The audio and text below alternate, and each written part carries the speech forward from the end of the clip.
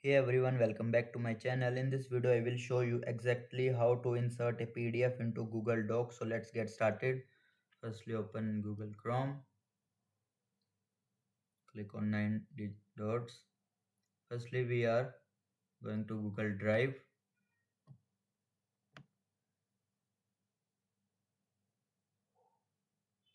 Here you will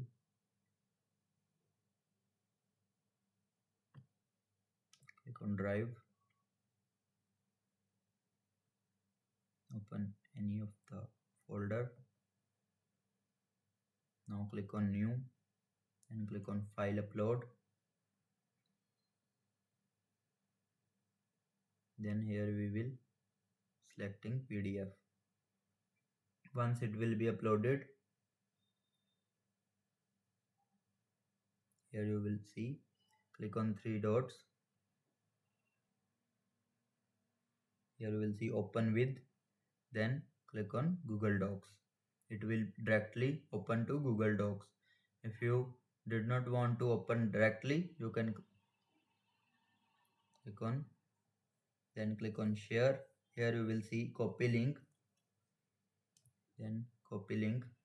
Now open Google Docs.